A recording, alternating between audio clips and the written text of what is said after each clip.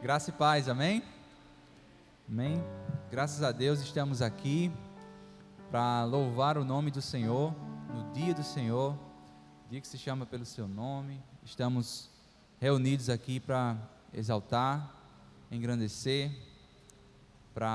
estamos reunidos aqui para receber graça, receber perdão, para escutar o Evangelho, para escutar a palavra do Senhor e ser renovado com ela.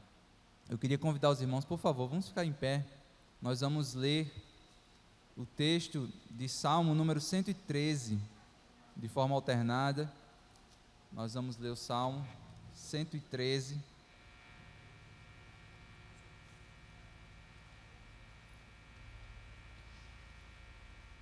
Que diz assim: Aleluia! Louvem, ó servos do Senhor, louvem o nome do Senhor.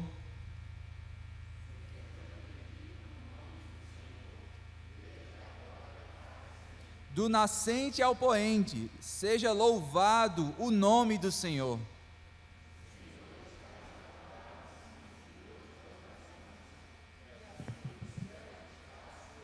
Quem é como o Senhor, o nosso Deus, que reina em seu trono nas alturas?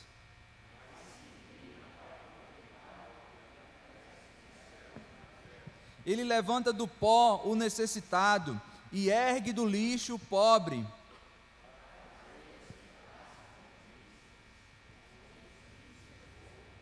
Dar um lar a estéril, e dela faz uma feliz mãe de filhos. Aleluia, glória a Deus.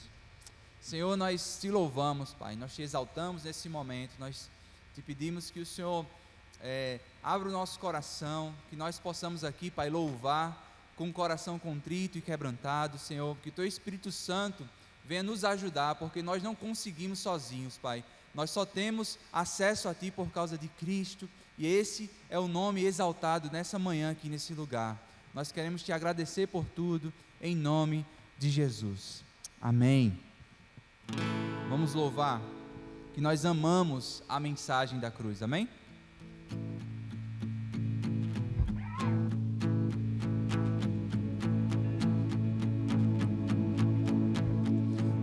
De cruz se erigiu, dela um dia fugir, como emblema de vergonha e dor.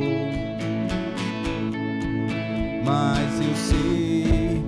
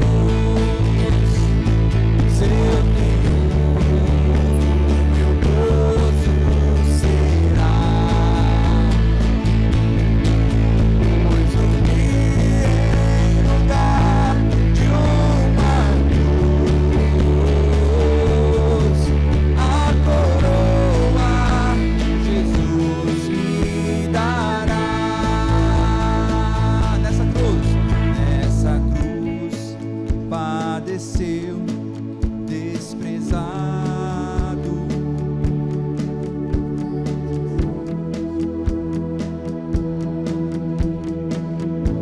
Eu me alegro na cruz. Vamos cantar.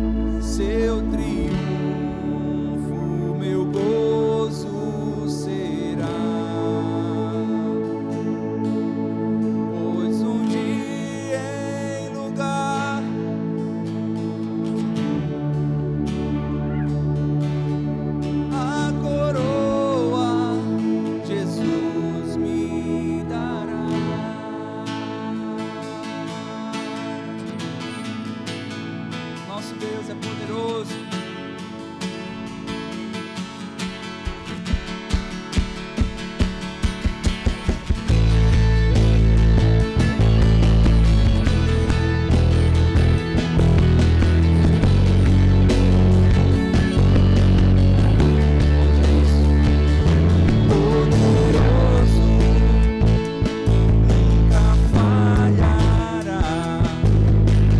Maravilhoso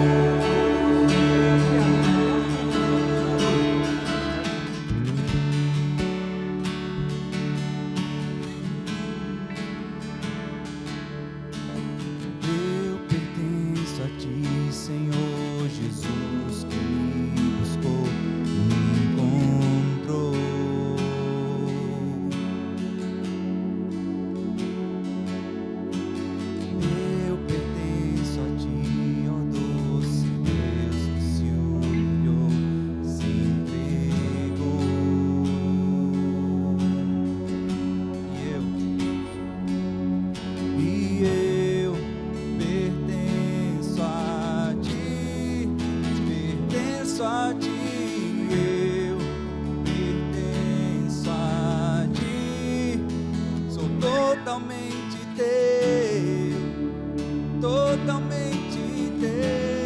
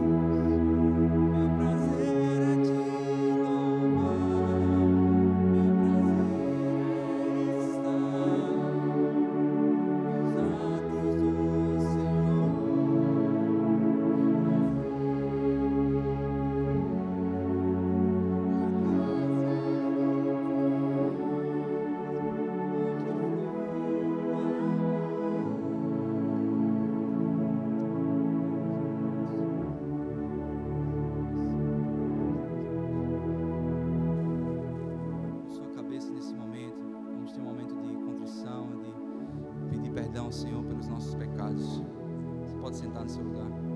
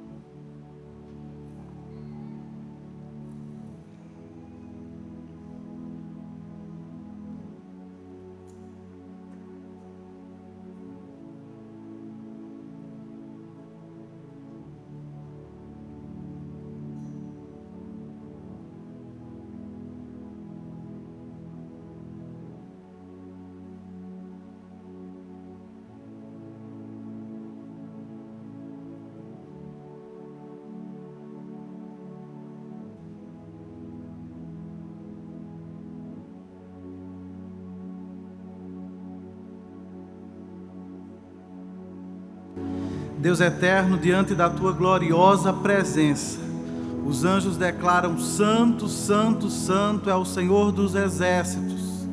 A terra inteira está cheia da tua glória.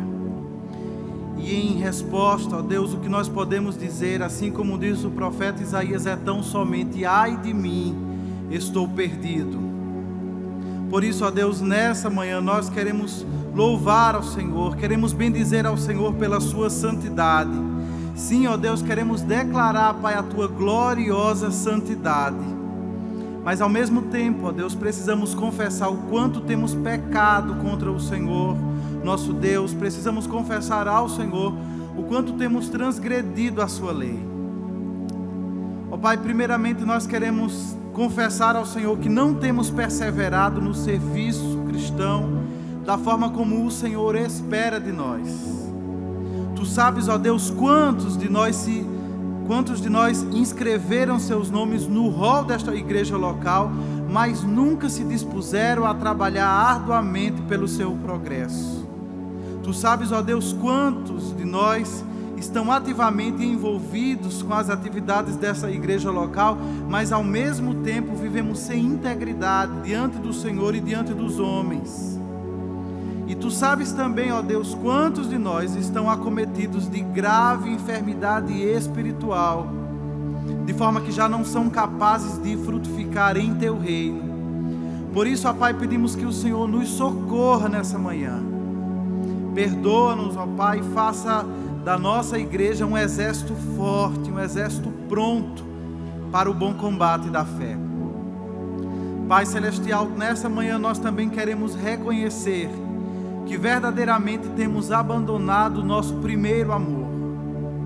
E podemos dizer isso, ó Pai, porque embora externamente nós sustentemos a sã doutrina, Tu bem sabes, Senhor, o quanto a nossa devoção tem se esfriado e quanto o nosso coração muitas vezes anda longe do Senhor. Ó Pai, Tu conheces o nosso interior e sabes muito bem o quanto somos apáticos, sabes muito bem o quanto somos negligentes, ó Deus, em buscar a Tua face e em desfrutar da Tua presença diariamente. E por isso, ó Pai, pedimos que o Senhor tenha misericórdia de nós e que o Senhor transforme-nos. Que o Teu Santo Espírito, ó Deus, produza arrependimento genuíno em nossos corações e que o mesmo Espírito nos avive em Teu amor. Por Tua graça, ó Pai, sabemos que apesar dos nossos pecados, o Senhor ouve a nossa confissão, sabemos que o Senhor nos acolhe em Seus braços e mais que isso, temos a plena certeza de que o Senhor, por Sua graça, nos purifica. E por isso, ó Pai, queremos Te agradecer. Agradecer ao Senhor pela Sua infinita misericórdia, agradecer ao Senhor pela obra santificadora do Seu Espírito em nossas vidas. E Te agradecer, ó Pai, pela graça salvadora de Jesus Cristo, em nome de quem nós oramos. Amém.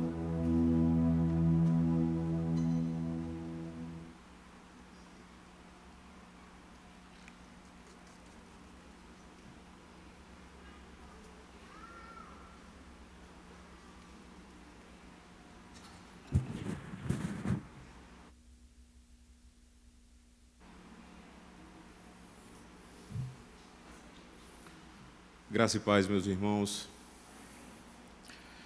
Muito bom estarmos aqui mais uma vez, juntos, para cultuarmos o nosso Deus.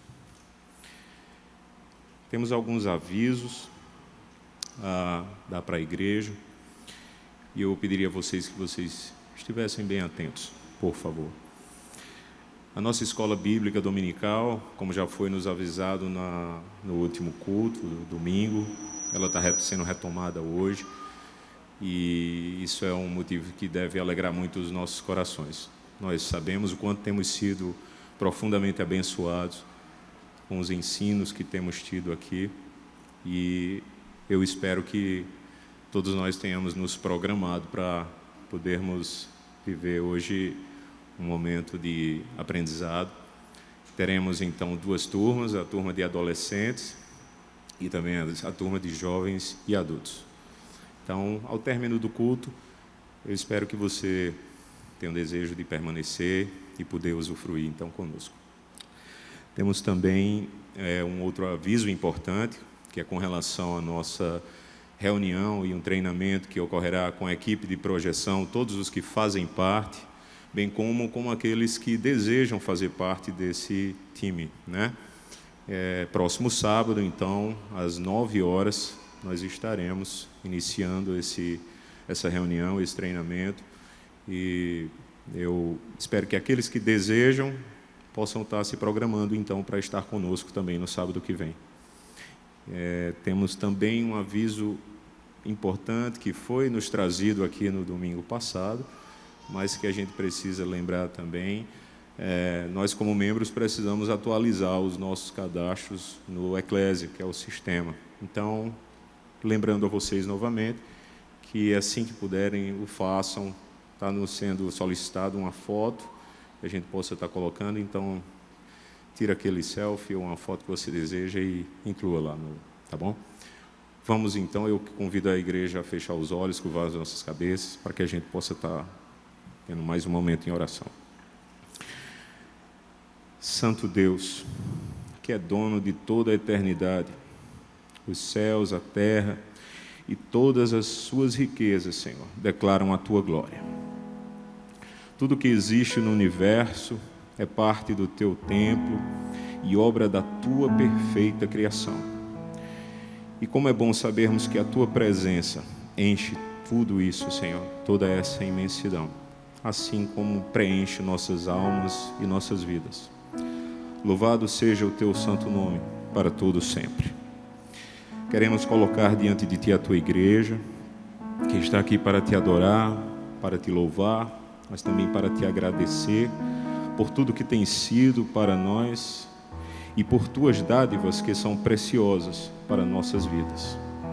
Como igreja, nós queremos te agradecer, Senhor, e render graças pela ordenação do nosso querido irmão Tiago Souza.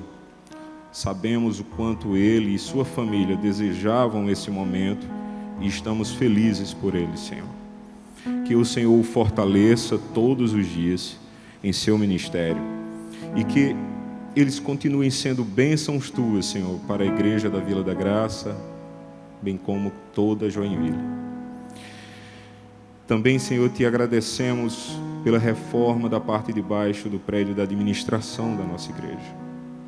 Que o Senhor continue nos ajudando e nos conduzindo durante mais essa etapa. E também, Senhor, nos motivando a continuar contribuindo com orações e com ofertas. Ainda em oração, Senhor, nós queremos te pedir, rogar pelo avanço do Evangelho na região sul, a região menos evangelizada do nosso país, Senhor. Sabemos que precisamos de ti, Pai. Levanta irmãos com corações que ardam de desejo para que o teu nome seja conhecido e proclamado naquela região. Senhor, rogamos ainda por todos os irmãos e cristãos perseguidos ao redor do mundo, Pai. Especialmente aqueles irmãos que hoje sofrem sérios riscos no Afeganistão. Guarde-os de todo o mal, Senhor. São mais de 340 milhões de cristãos no mundo que enfrentam algum tipo de oposição ao seu evangelho. Por favor, Senhor, os ajuda com consolo e refrigério. E agora que vamos dizimar e ofertar como parte da nossa adoração, Senhor, ajuda-nos a fazê-lo com gratidão. Oramos em nome do Teu Filho Jesus. Amém.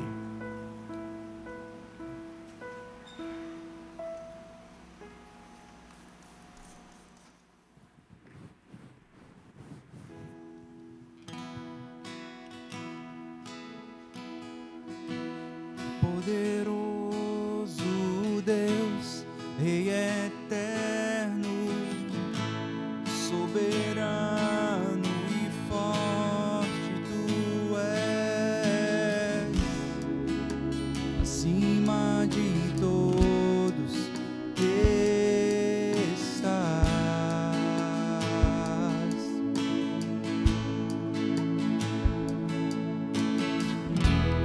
Antes que os montes existissem, mares, lua e sol, Tu eras, és e sempre serás.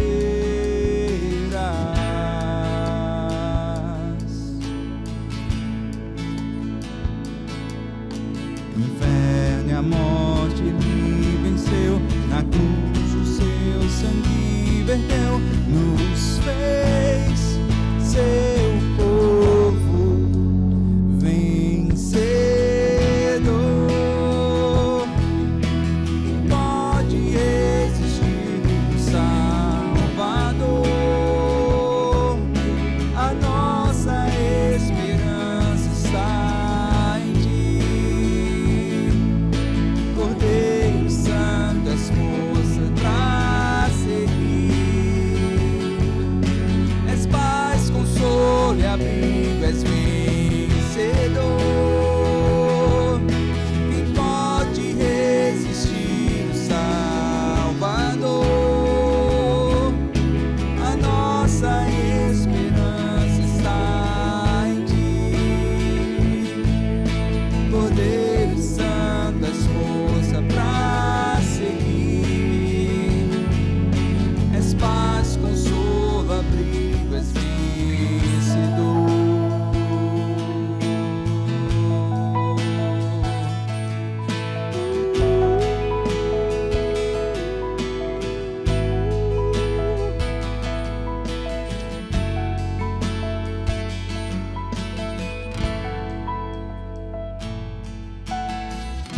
Sondas o coração, nos conheces, inconstantes em nossos caminhos, mas conosco estás.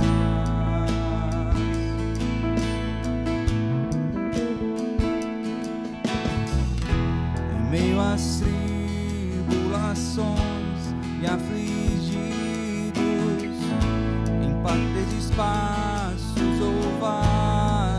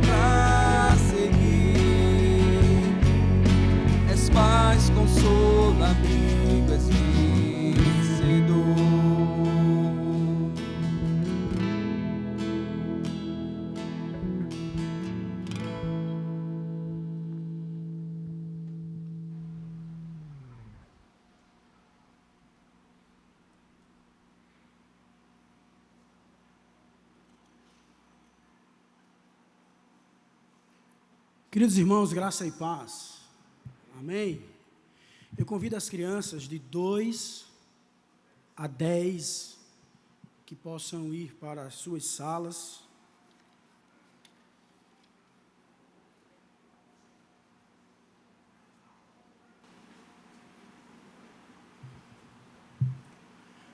Irmãos, abram vossas Bíblias no livro de Apocalipse, capítulo 2. Apocalipse, capítulo 2. Vamos hoje dar continuidade à exposição deste livro,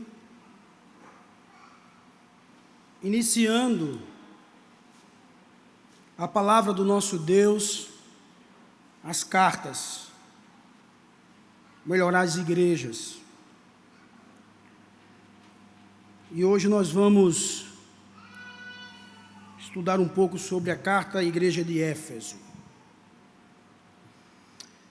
Amados, lendo o livro Cartas de um Diabo ao Seu Aprendiz, de C.S. Lewis, me deparei ali com uma cena onde o diabo, denominado Maldanado, está feliz pelo progresso do seu aprendiz Vermilindo. Nesse caso, irmãos, um demônio, por investir na vida de um cristão, por ele estar se distanciando do Senhor, indo para uma rota de frio e de escuridão. C.S. Lewis, amados, relata que Maldanado está tão feliz, pelo fato do cristão não estar se dando conta do seu rompimento definitivo com os primeiros meses de sua vida cristã. Meus queridos, será que também não estamos assim? Alheios ao nosso relacionamento com o Senhor? Estamos dando conta desse rompimento? Nosso amor por Jesus ainda é forte? Ainda há entusiasmo? De fato, pensamos que estamos no caminho certo, mas aos olhos do Senhor temos abandonado o primeiro amor.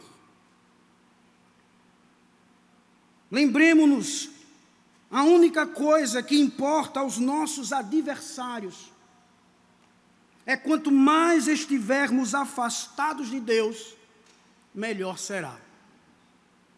Eu gostaria de ler com vocês o verso 5 do capítulo 2, que diz assim: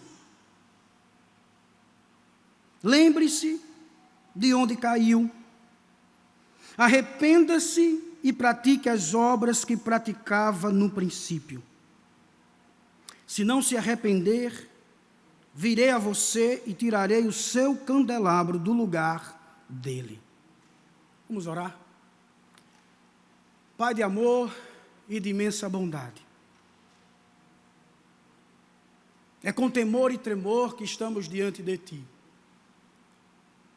E nessa hora, Senhor, pedimos a Tua graça, as Tuas misericórdias,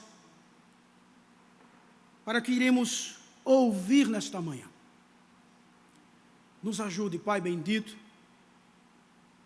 para que possamos estar atentos à Tua voz e viver a Tua palavra para a glória do Senhor. Estamos na total dependência Tua, ó Pai. Que o Teu nome seja glorificado e exaltado nesse momento. Oramos assim, gratos, no nome de Jesus. Amém. Amados, as 7 igrejas representam uma seleção dentre as igrejas existentes na região. Existiam outras igrejas, como por exemplo a de Colossos. E isso nos leva a pensar do porquê dessa escolha, do porquê estas igrejas elas foram escolhidas dentre tantas outras. Um princípio seria o fato de todas elas estarem conectadas por estradas romanas. Com isso, facilitaria a visita dos apóstolos na troca de correspondência. Um outro aspecto, amados, era o fato de que cada uma dessas cidades possuía uma corte romana, onde, por serem cristãos, os membros das igrejas poderiam enfrentar problemas. Nas 3 primeiras cidades, Éfeso, Esmirna e Pérgamo, havia também templos dedicados a César, onde a população lhe oferecia sacrifícios como Deus. Além disso, irmãos, o número 7 é muito significativo, porque indica, como todos nós sabemos, totalidade. Cartas para 7 igrejas poderiam representar uma correspondência que visava atingir todas as igrejas existentes. De forma mais específica, Éfeso era o lugar de situação da primeira congregação que Jesus abordou aqui no Apocalipse. Quando nós vamos para o Novo Testamento, nos diz mais acerca da história dessa igreja do que acerca de qualquer das demais. A igreja de Éfeso, queridos irmãos, ela foi plantada por Paulo durante uma breve visita. Esta igreja, ela foi alimentada por Priscila e Áquila, cooperadores de Paulo, e depois pelo eloquente expositor Apolo. Você vai encontrar isso lá em Atos capítulo 18. O apóstolo, ele insistiu para que a igreja exercesse o discernimento teológico.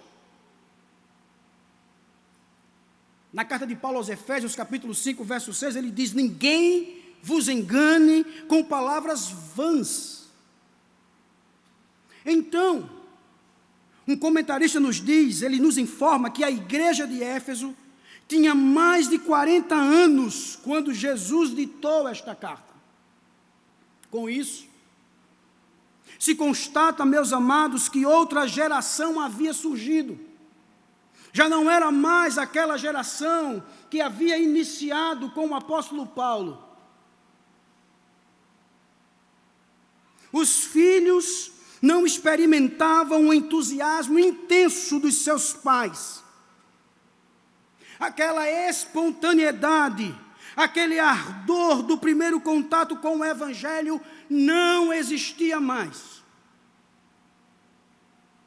Nessa geração, nesta nova geração, faltava a devoção a Cristo. A igreja, meus irmãos, mesmo tendo virtudes, ela continua sendo pecadora. E que para continuar viva se faz necessário se arrepender e ouvir o Espírito. O que podemos aprender, ou quais lições podemos tirar para as nossas vidas, lendo esta carta a Éfeso? Em primeiro lugar, vejamos as virtudes da igreja de Éfeso. No verso 1, nos diz o seguinte: ao anjo da igreja em Éfeso escreva: estas são as palavras daquele que tem as 7 estrelas em sua mão direita e anda entre os 7 candelabros de ouro. Jesus, ele passa a instruir João a escrever uma carta com o endereço certo. Esse anjo que é dito aqui significa mensageiro, se referindo àquele que tem como ministério primordial levar a mensagem à congregação. Percebam que a primeira identificação de Jesus, ela é bem significativa. Apesar, irmãos, da igreja de Éfeso ser a primeira entre as 7, seu pastor é colocado no mesmo nível dos outros 6. Jesus afirma que segura todos eles na sua própria mão protetora. E isso demonstra que ele é o guardião da igreja. O verbo segurar, irmãos, que encontramos aqui, significa que Jesus ele tem o poder e a autoridade absolutos para proteger seus servos. Nenhum mal pode acontecer aos seus servos sem que ele permita. Steve Lawson, em seu comentário, nos diz que em sua destra, os líderes espirituais são cercados pelo cuidado de Cristo, são completamente controlados por Ele. Jesus os escolheu e os usa como quer. Ele está no controle. Ele é quem é o guardião. Mas uma outra observação que podemos fazer aqui é que Jesus está no meio dos membros da igreja. Vejam, anda entre os 7 candelabros de ouro. Jesus, irmãos, quer que as igrejas saibam que Ele anda no meio delas, que Ele está presente não somente na vida dos mensageiros, mas que Ele também está presente na vida da igreja. Logo após isso, João passa então a receber o conteúdo referente à igreja de Éfeso. Diz o verso 2, acompanhe.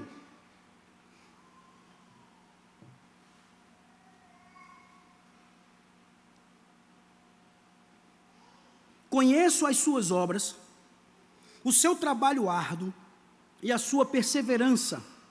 Sei que você não pode tolerar homens maus, que pôs à prova os que dizem ser apóstolos, mas não são, e descobriu que eles eram impostores. Chegando, irmãos, então, especificamente nas virtudes, com estas informações percebemos que Éfeso era uma igreja dinâmica. Era uma igreja com que trabalhava constantemente servindo a Jesus. Todos aqueles irmãos, aquela igreja estava envolvida ativamente no trabalho do ministério com sacrifício, desinteressadamente. Esta igreja estava servindo, ela estava fazendo, ela estava dando, ela estava indo, ela estava labutando. Jesus, ele informa que tem conhecimento detalhado de tudo que essa igreja faz, de que nada escapa da sua atenção. Jesus, então, passa a elogiar essa igreja, usando os substantivos obras, trabalho e perseverança. É interessante que ele usa o pronome no singular, seu, significando que o pastor ao qual Jesus está se dirigindo é responsável pelo bem-estar espiritual da igreja. Mas também o singular significa que Jesus, ele está falando a cada membro individual da igreja. Irmãos, o trabalho que essa igreja realizava era um trabalho oneroso e cansativo. Nós percebemos isso quando lemos Hebreus capítulo 6, verso 10, Deus não é injusto, Ele não se esquecerá do trabalho de vocês e do amor que demonstraram por Ele, pois ajudaram os santos e continua a ajudá-los. A perseverança era firme diante dos conflitos. Não era ser perseverante somente. Em outra versão, que se aproxima mais do original, era uma paciente perseverança. Mas o que é paciente e perseverante?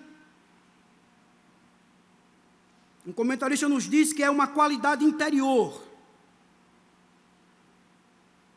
que se expressa no aguardo de Jesus, em cuja ausência o crente firmemente testemunha dele, até mesmo a ponto de sofrer a morte pela perseguição.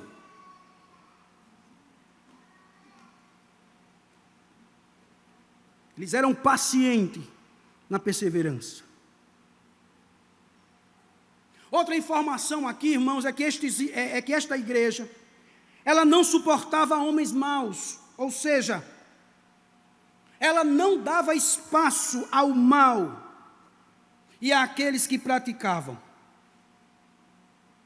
Esta igreja não tolerava os que insistiam em fazer o mal. Um comentarista nos diz que a igreja de Éfeso tinha alto padrão moral, não tolerava o pecado, com zelo santo, banir a iniquidade violentamente.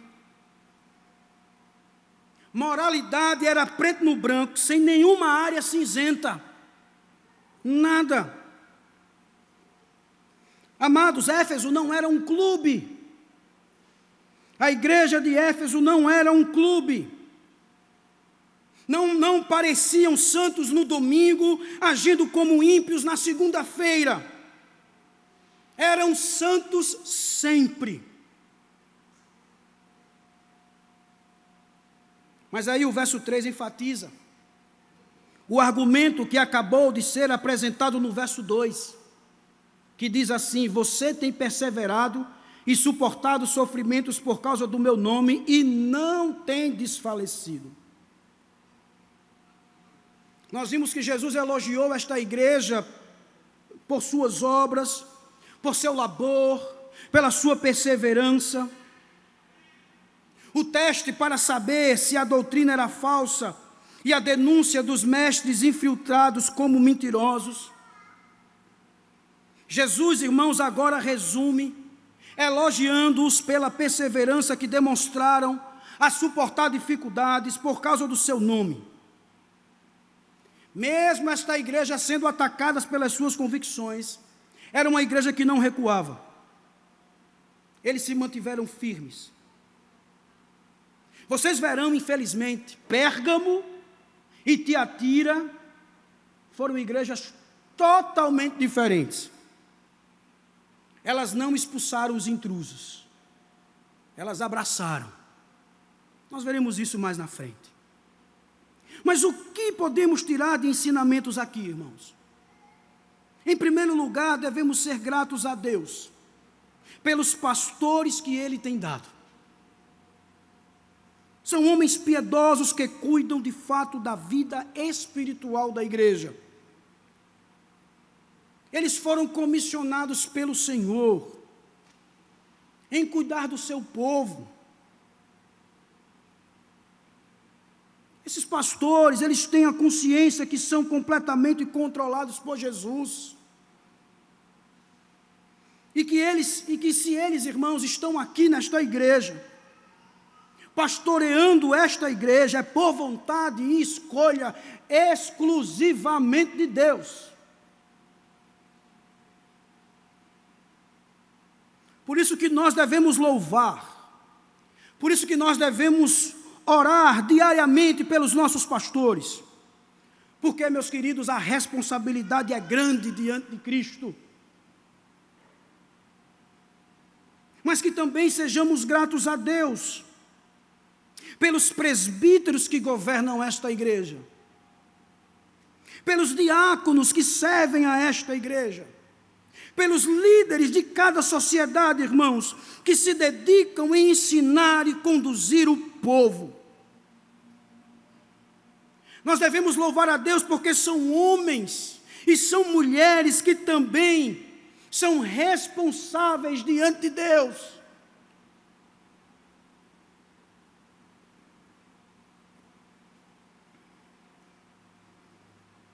O Senhor, irmãos, está intimamente envolvido com a vida de cada igreja.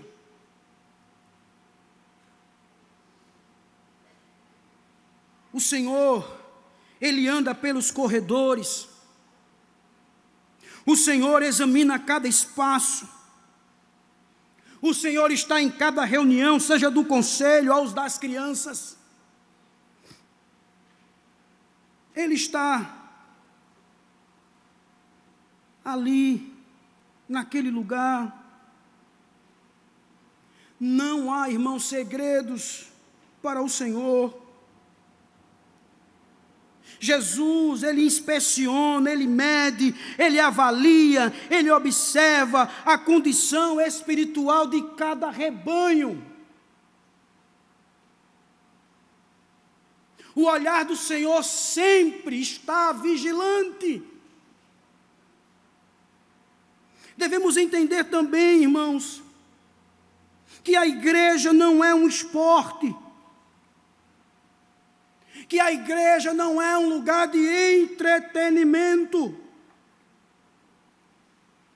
Da mesma forma que a igreja de Éfeso estava envolvida ativamente no trabalho do ministério com sacrifício, desinteressadamente, servindo, fazendo, dando, indo, trabalhando. Nós também devemos ser assim. Nós precisamos praticar as boas obras, trabalhar na igreja, ter paciência perseverante. Nós temos que ser ativos, ensinar Bíblia, ir atrás dos perdidos, ajudar uns aos outros, sair da preguiça. Temos que ser, irmãos, como Jesus, lá em Marcos 10:45, que nos diz: pois nem mesmo o Filho do Homem veio para ser servido, mas para servir e dar a sua vida em resgate por muitos. Meus amados irmãos, os dias de Jesus eram repletos de boas obras. Labuta generosa, dias longos, horas fatigadas. Esforçava-se até a exaustão, serviu incansavelmente durante todo o seu ministério. Temos que ser assim, devemos ser assim. Somos diferentes, há muito o que fazer, irmãos. Infelizmente, vivemos dias onde as igrejas são construídas sobre desinformação teológica. Muitas têm sacrificado a pureza doutrinária no altar da tolerância teológica. Não é o que as ciências comportamentais dizem, meus irmãos. Não são elas a solução. É o que a Bíblia diz. A igreja, ela deve se pautar nas Escrituras. Ela é a nossa única regra de fé e prática, não há outro caminho. Ah, porque a ciência diz assim, porque aquele estudo fala assim. É o que a Bíblia diz. O que é que a Bíblia diz? Ela é soberana, irmãos. E a igreja deve seguir as Escrituras. Dando continuidade, em segundo lugar, o texto irá nos mostrar o pecado da igreja de Éfeso. Nós estamos entrando agora na condenação e advertência a esta igreja. Mesmo, irmãos, prestem atenção, ela sendo uma igreja rigorosa, perseverante, precisa, sadia, estável, sendo uma igreja forte, algo errado tinha nessa igreja. Ela não era perfeita. Olha o que diz o verso 4: contra você, porém, tenho isto: você abandonou o seu primeiro amor. De forma abrupta, Jesus, ele muda de tom. Ele coloca o dedo na ferida da igreja. Agora é apontado a falha fatal, era algo muito sério, pois colocaria em perigo a existência da própria igreja. Diante de tudo que ouvimos sobre Éfeso, irmãos, esta igreja não demonstrava mais o amor por Cristo que havia tido nos primeiros anos de sua história.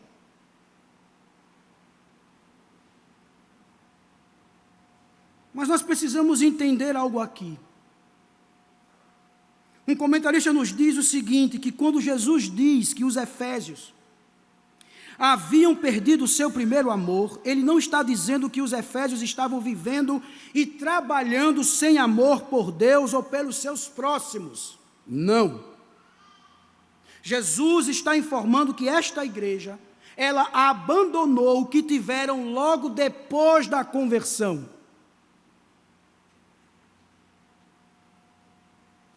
Éfeso havia perdido o primeiro impulso do entusiasmo, da empolgação em sua vida cristã. Éfeso tinha se acomodado numa fria ortodoxia, que apresentava mais vigor superficial do que profundo. E diante disso, Jesus ele exorta no verso 5, lembrem-se de onde caiu. Arrependa-se e pratique as obras que praticava no princípio. Se não se arrepender, virei a você e tirarei o seu candelabro do seu lugar.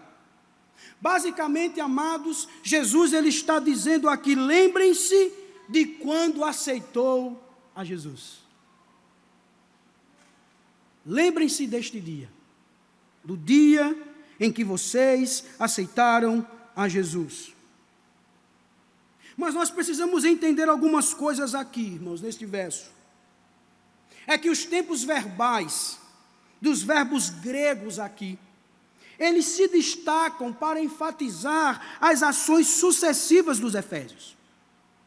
Primeiro, o mandamento de lembrar, que está no presente, trazendo a ideia de continue a se lembrar.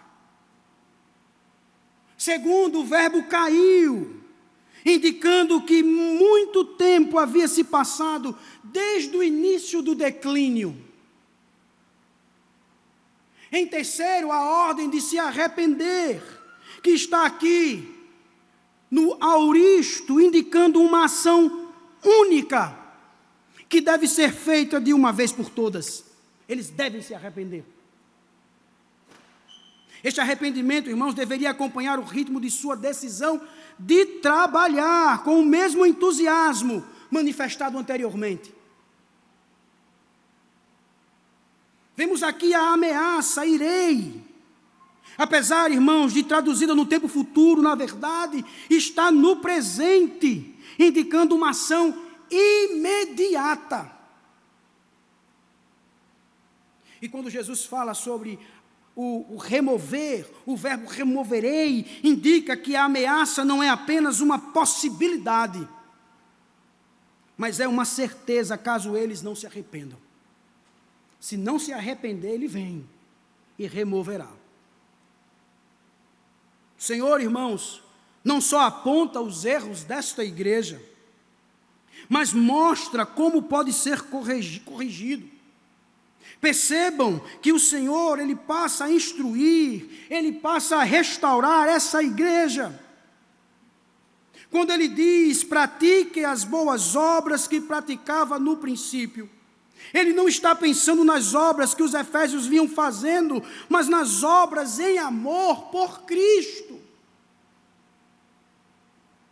O termo aqui que deve ser destacado é princípio e não obras. Não são as obras, mas o princípio, o que movia a fazer estas obras, o que nos movia no início da nossa conversão, Cristo, o amor a Cristo. É o que Jesus, irmãos, perguntou a Pedro às margens do mar da Galileia, lá em João capítulo 21, verso 15, Simão, filho de João, você me ama realmente mais do que estes? Jesus está pedindo isso, irmãos, à igreja de Éfeso, sua devoção total. Eles precisam dar meia volta. Como diz um comentarista, se isso não acontecesse, esta igreja vivenciaria um blackout espiritual total. Uma igreja deixa de ser igreja quando deixa de servir seu mestre com amor e dedicação autênticos. Ela deixa de ser igreja quando isso acontece. Ela é qualquer outra coisa menos igreja. Meus irmãos, para muitos essa parte causa calafrios. De fato é isso mesmo. Ouvir essa expressão, tenho, porém, contra ti, vinda do Senhor, é muito forte. É muito forte. Ficamos preocupados, irmãos, quando alguém tem algo contra nós. Imagine Jesus. Faça uma reflexão. Como você está? Você ainda vive o primeiro amor? Como está a sua devoção a Cristo? Seu amor por Cristo continua fervoroso, intenso, apaixonado? É como aquele amor de recém-casados. Já viram isso? Para quem é casado? Ou em algum lugar na sua jornada isso se perdeu? O amor, irmãos, que Éfeso tinha por Cristo havia se esfriado. O ministério agora era mecânico. O relacionamento rotineiro. Esses irmãos, eles vinham à igreja como você vem. Eles serviam como você serve. A fé deles era a fé verdadeira como a sua fé. Mas o coração daquela igreja não ia além disso. Como o seu coração também não passa disto.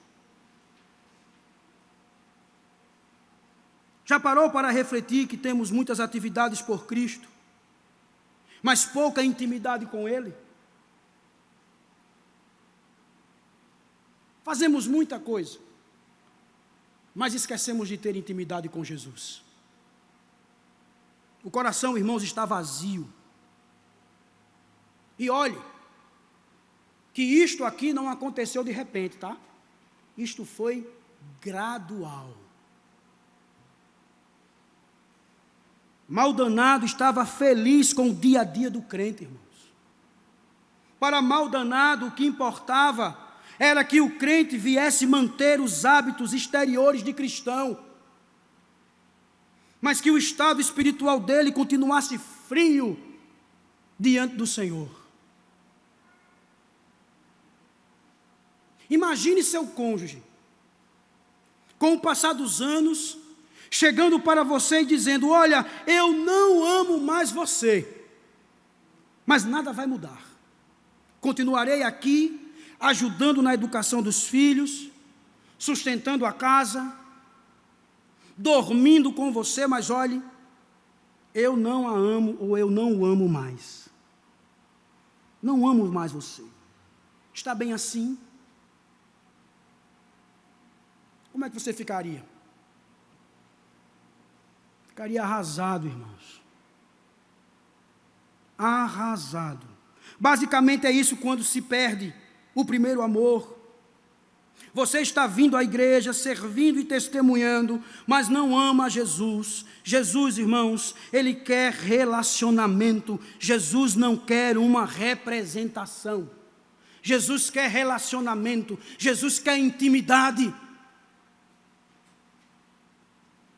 Mateus capítulo 22, versos 37 e 38 nos diz: respondeu Jesus: ame o Senhor, o seu Deus, de todo o seu coração, de toda a sua alma e de todo o seu entendimento. Este é o primeiro e maior mandamento. O amor por Cristo, meus amados irmãos, deve preencher todos os espaços do nosso ser. Todos. Se isso não acontecer, seremos como Paulo diz, em sua primeira carta aos Coríntios, capítulo 13, verso 1, e não tivesse amor, seria como um metal que soa, ou como um sino que tine. É só barulho. Por isso, irmãos, que deixar o primeiro amor é pecado capital. Mas diante disso, você agora pode estar dizendo para si mesmo: pastor, eu estou assim. Não tenho mais esse primeiro amor. Eu o perdi. O que fazer? Vimos no texto, irmãos, que Jesus prescreve os passos para se recuperar esse primeiro amor. Ele diz lá, o primeiro é lembrar. Lembre-se. Traga à sua memória aquele dia em que você aceitou Jesus. Reviva aquele sentimento de quanto o amor por Jesus explodiu no seu coração. Lembre do tempo em que você abria a palavra de Deus e Deus falava com você. Lembre-se, meu querido irmão, do fervor, do quebrantamento nas orações que você fazia a Ele. Lembre dos momentos em que você não podia ver uma pessoa, logo falava de Jesus. Lembre dos momentos que você era tão grato a Deus, que o levava a servi-lo. Meu irmão, lembre dos momentos em que Cristo era bem real na sua vida. Lembra-te de onde caíste. Esse é o primeiro passo. O segundo, irmãos, é arrepender-se. Nós sabemos que arrependimento é mudar de direção, é uma mudança de coração, é uma mudança de mente, é uma mudança de vontade. Significa voltar às coisas que eram antes, é uma volta a Cristo. Um comentarista nos diz, irmãos, que qualquer coisa que você ame mais do que a Cristo é seu novo primeiro amor. Se você ama alguma coisa ou a algo mais do que Jesus, esta alguma coisa, este algo é o seu primeiro amor.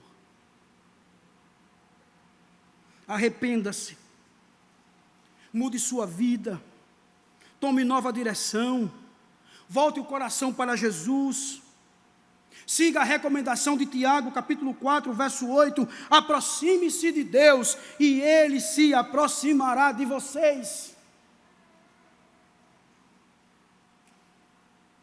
O que fazer, irmãos? É também repetir. Isso, repetir. Passe a praticar as boas obras. Passe a repetir as primeiras atividades espirituais. Que atividades são essas? Ao ler Atos capítulo 2, verso 42, nós descobrimos essas obras. Após a pregação do apóstolo Pedro, e aquela conversão em massa, nos é dito, irmãos, que esses novos convertidos perseveravam no ensino, na comunhão, no partir do pão e nas orações. Repita isso. Volte a fazer isso. Volte a perseverar no ensino. Volte a perseverar na comunhão, no partir do pão. Volte a perseverar nas orações. É a palavra de Deus, meu irmão, que estimula o coração a amar a Cristo. A comunhão com Cristo, irmãos, por meio da Santa Ceia, mantém acesa a lâmpada dos corações. Ajoelhar na presença de Deus é tão necessário quanto respirar. Naquele tempo, no início de tudo, você era assim. Lembra? Traga a sua memória. Você praticava tudo isso? Então, meu querido irmão, volte a praticar essas boas obras, porque assim você será levado a este amor por Cristo. Um alerta. um alerta. Se você não fizer isso, meu irmão, se você estiver fazendo vista grossa, se está bem demais para pensar nisso, espere que ele virá e tirará do seu lugar o teu candelabro. Você ficará sem amor, você ficará sem luz, você irá receber uma visita disciplinadora. Esta visita acarretará a perda do testemunho. Há muitas igrejas abertas, meu irmão, mas sem luz. Sem luz. Deveriam fechar as portas, pois Cristo não está mais presente ali.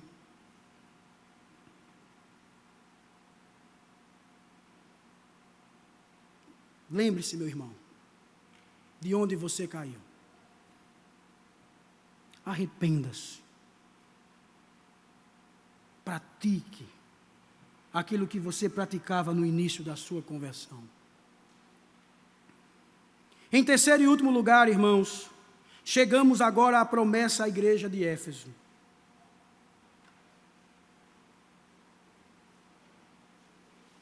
Esta promessa é para aqueles que vencerem a apatia espiritual. Mas antes, o Senhor, ele faz mais uma observação, verso 6. Mas há uma coisa a seu favor. Você odeia as práticas dos nicolaítas, como eu também as odeio. O que podemos observar aqui é que esta igreja odiava estas obras. Notem que o ódio, ele é dirigido contra as obras, não contra as pessoas. Deus odeia o pecado, mas ama o pecador. Notem isso. Mas quem eram os nicolaítas? Encontramos 3 opiniões,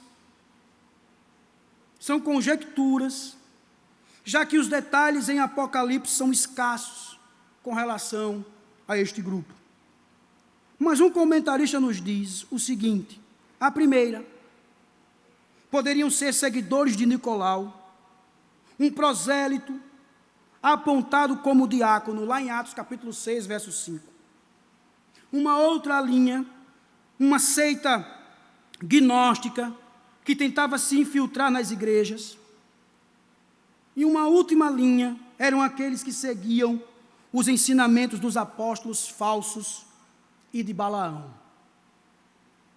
Diante disso, irmãos, o que podemos supor é que o estilo de vida dos nicolaítas era imoral. Que eles comiam um alimento que era oferecido aos ídolos e pervertiam a verdade. Você vai encontrar isso lá nos versos 14 a 16 do capítulo 2 de Apocalipse. Éfeso tinha uma postura de ódio das obras desse grupo, que era contrário à palavra do Senhor, e que o próprio Jesus odiava também. Mas após essa declaração, mostrando que Jesus ele tinha algo ainda a favor desta igreja, desse ódio pelas práticas dos nicolaítas,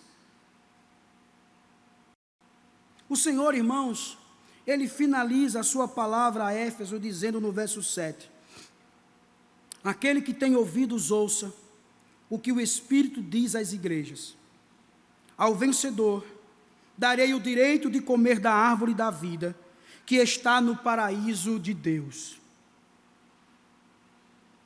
Os efésios devem atentar para esta exortação. Que exortação? Tudo o que o Senhor já tinha dito ao longo da carta, até esse ponto, como também atentar para a promessa de herdar a salvação.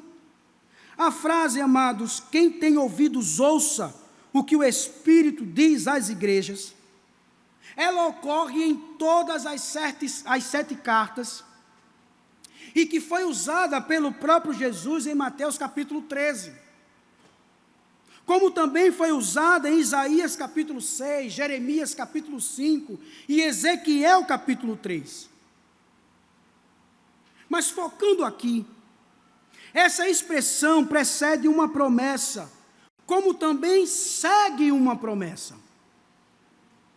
Quem tem ouvidos, ouça. É ouvir com disposição. Não somente ouvir, mas ouvir com disposição. O que o Espírito diz às igrejas é uma ordem para ouvir com atenção e obediência às palavras do Espírito Santo. Notemos também que esta mensagem ela é dirigida a todas as igrejas, ou seja, se destina à Igreja Universal em todos os tempos e lugares. Pois como Jesus disse ao vencedor, darei o direito de comer da árvore da vida que está no paraíso de Deus. Um comentarista, irmãos, nos diz que Cristo venceu a batalha, mas a guerra ainda não terminou. Cada crente está pessoalmente empenhado nessa guerra contra Satanás e suas cortes. Jesus, amados, ele promete ao vencedor o direito de comer da árvore da vida. Ao ler isso, nós somos levados ao início de tudo. Nós somos levados quando Adão e Eva pecaram e não puderam comer da árvore da vida. A promessa aqui, amados, feita por Jesus, é que todos os vencedores comerão da árvore da vida no paraíso. Abra sua Bíblia em Apocalipse, capítulo 22, verso 2, você vai ver isso. Capítulo 22, verso 2, ele diz assim: no meio da rua principal da cidade, de cada lado do rio estava o quê? A árvore da vida, esta árvore que Jesus está se referindo. Verso 14 deste mesmo capítulo: felizes os que lavam as suas vestes, e assim têm direito à árvore da vida. Verso 19: se alguém tirar alguma palavra deste livro de profecia, Deus tirará dele a sua parte na árvore da vida. Meus irmãos, como tem sido o nosso comportamento com relação às obras deste mundo? Falo das obras que são contrárias às Escrituras. Essa doutrina dos nicolaítas é uma mistura das coisas santas com as profanas. É basicamente, meu querido irmão, ter um pé na igreja e outro no mundo.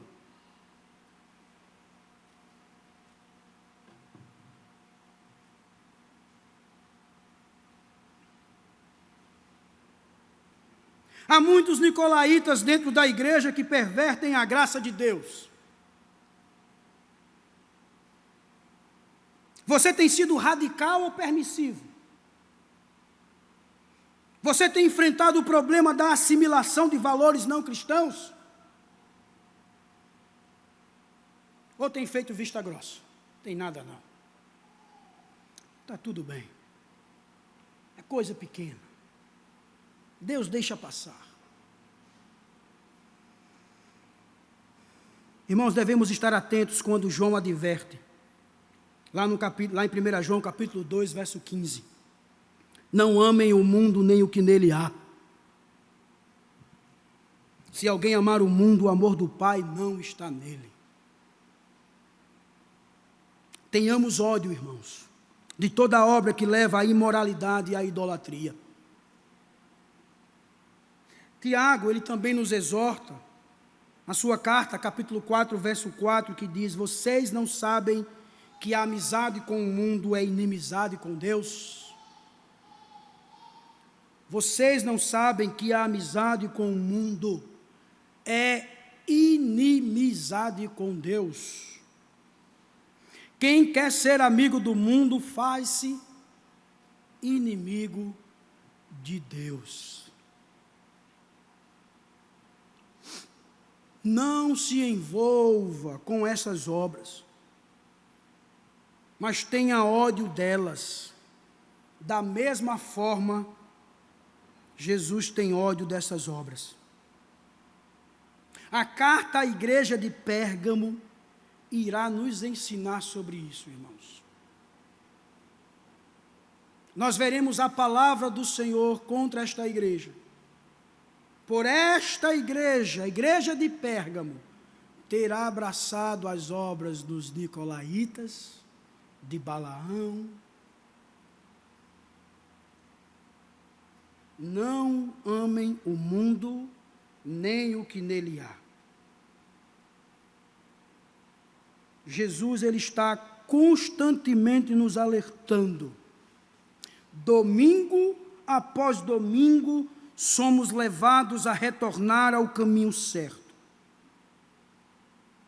Quando a palavra ela é aberta, tenhamos atenção especial ao que ela fala.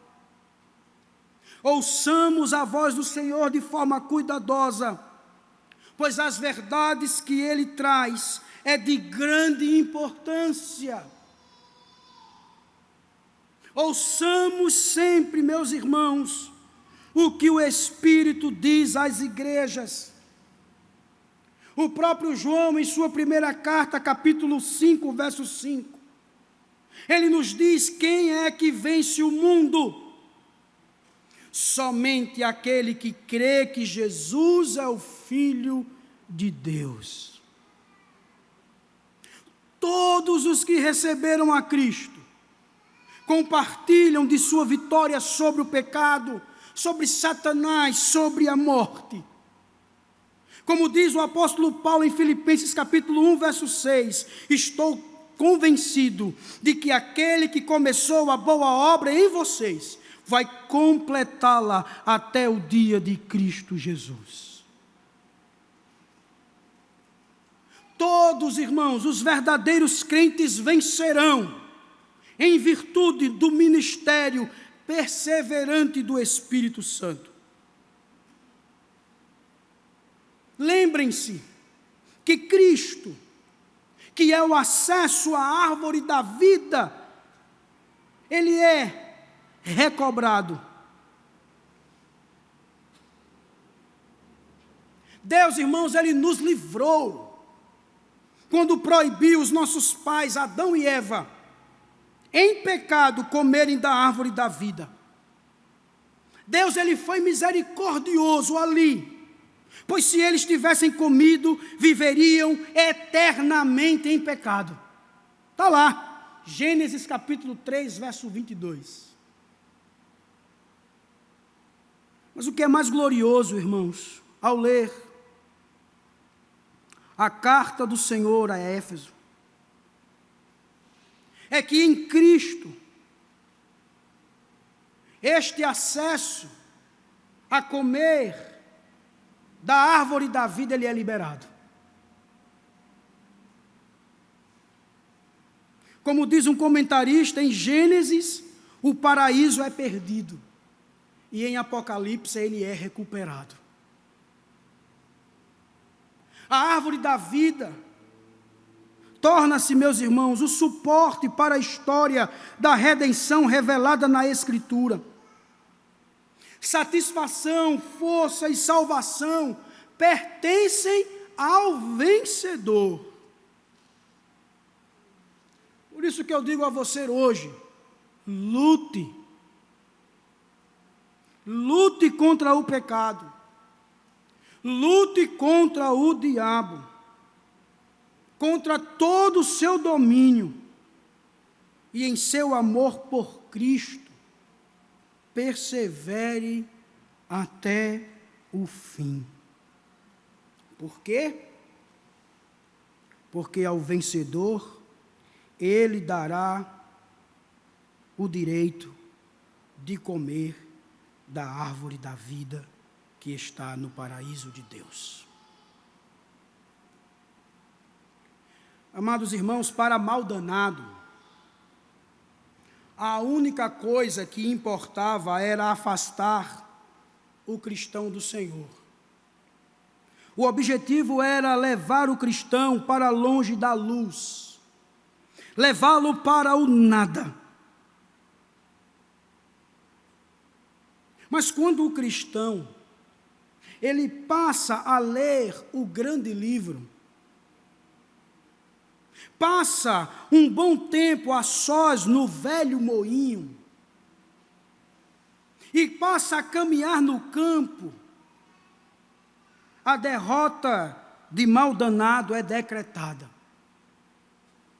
Quando o cristão passa a ler as Escrituras, quando ele passa a estar um bom tempo a sós com o Senhor Jesus, em oração, quando ele passa a caminhar com Jesus, Satanás, irmãos, ele é derrotado. A carta a Éfeso nos ensina que mesmo tendo virtudes, precisamos ter relacionamento com Jesus. Mesmo diante das ocupações, do fato de estarmos muito apressados, tenhamos tempo com Ele, irmãos.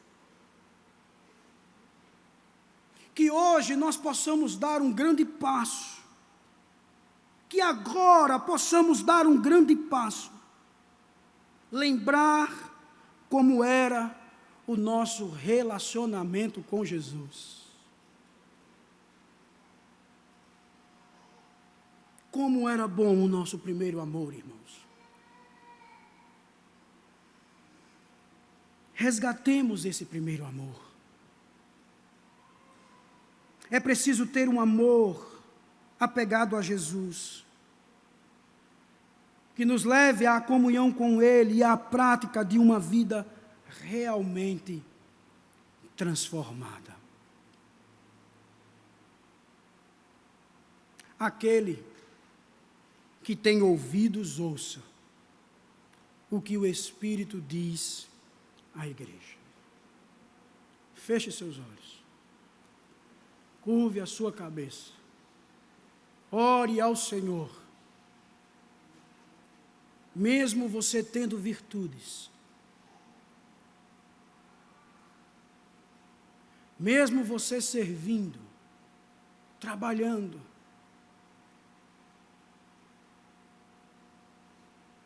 Jesus diz para você hoje: volte ao primeiro amor. Ele quer relacionamento.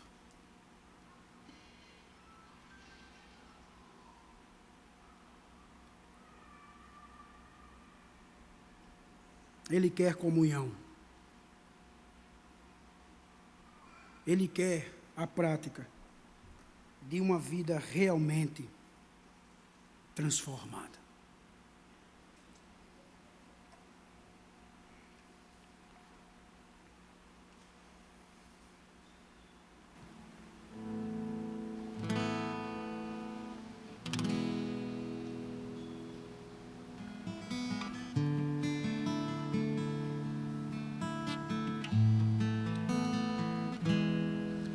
Em espírito,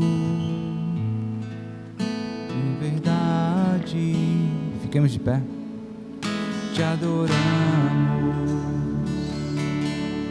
te adoramos, em espírito, em verdade, te adoramos, te adoramos. Rei dos reis e Senhor, te entregamos nosso viver.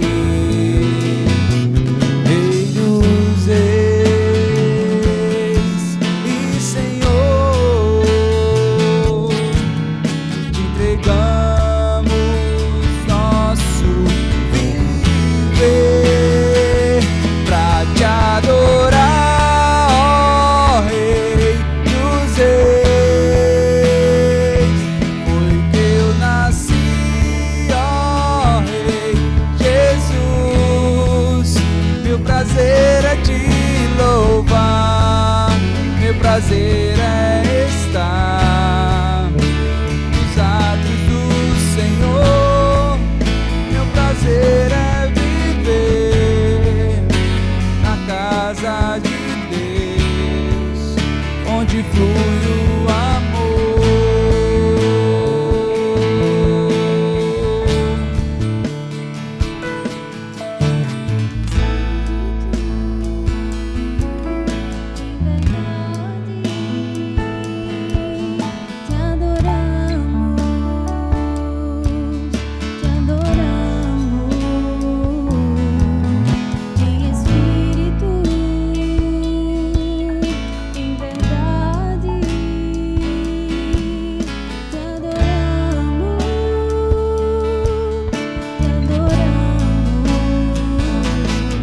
Rei dos reis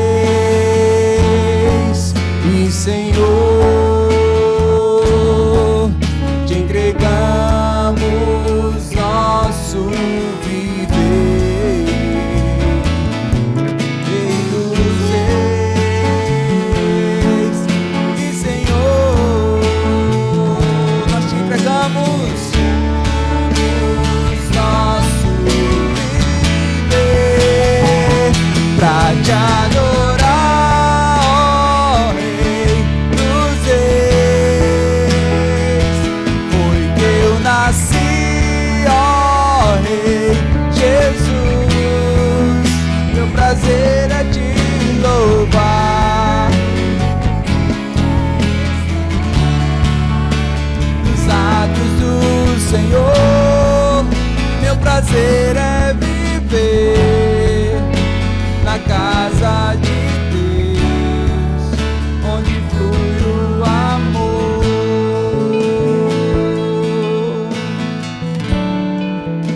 onde flui o amor,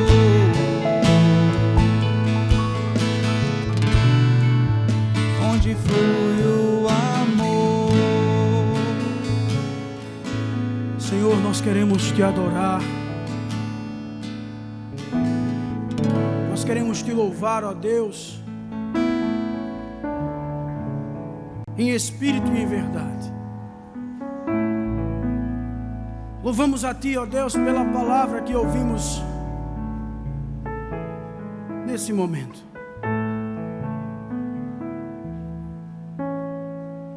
Ó Deus, nos ajude, ó Pai. Nos ajude para que possamos voltar ao primeiro amor. E como vimos, mesmo com virtudes, mesmo servindo, mesmo trabalhando, vindo à tua casa domingo após domingo, mesmo se envolvendo com tantos trabalhos na igreja, o Senhor nos diz hoje que devemos voltar ao primeiro amor, que devemos lembrar deste primeiro amor. Por isso, Pai de amor, coloca no nosso coração o fervor, o ardor, o desejo, a paixão de estar em tua presença. Ajuda-nos, Pai, a termos intimidade contigo, que de fato, ao abrirmos a tua palavra, ouçamos a tua voz, que ao dobrarmos os nossos joelhos, Pai, sintamos a tua presença, que venhamos conversar contigo, ó Deus, que tenhamos aquela prática, ó Deus, no início, que cada passo que dávamos, perguntávamos ao Senhor: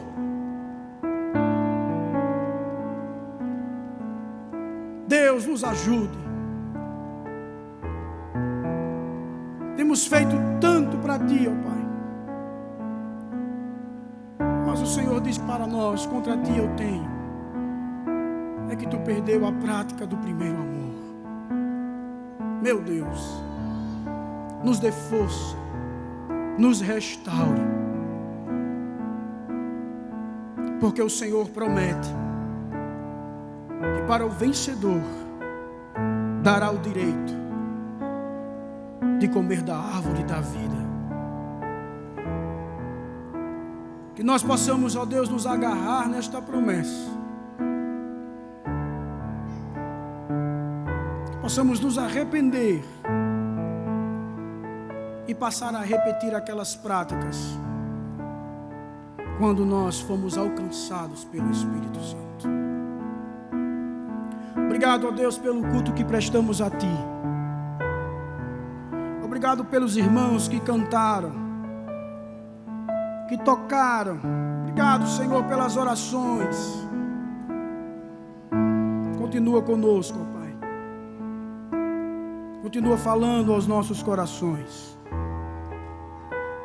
Abençoe, ó Deus, a escola que teremos logo mais. Que aprendamos um pouquinho mais da Tua palavra, ó Deus, no nome de Jesus. E aos demais, que o Senhor nos leve em paz, que o Senhor nos guarde, nos proteja, nos livre do mal. No nome de Jesus Cristo, Senhor, é assim que oramos. E que o amor de Deus, o nosso Pai, a graça do nosso Senhor e Salvador Jesus Cristo, o poder e as consolações do Espírito Santo estejam com todos nós agora e para todos sempre. A igreja diz amém. Deus nos abençoe, meus irmãos. Sala de jovens e adultos funcionará aqui.